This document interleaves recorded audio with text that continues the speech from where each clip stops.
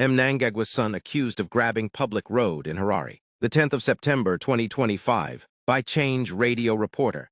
Concerns are mounting over the closure of a public road in Highlands, Harare, allegedly taken over by President Emmerson Mnangagwa's son. Despite ongoing claims of due process, at Harare City Council, Collins Mnangagwa is reported to have applied to acquire and close part of Otto Road for the construction of his 3-story private residence. However, residents say the road has already been closed off to the public, even as council insists that a decision is still pending. What has shocked observers is the muted public response. A petition launched to oppose the road grab has so far gathered only 2,408 signatures, a small number in a nation of millions. Critics say this reflects a troubling culture of silence and indifference towards issues that directly affect citizens' rights. Zimbabweans have become passive. If this were happening in South Africa, people would be making noise and defending their rights. Here, a whole public road is gone and barely anyone seems bothered, one activist remarked.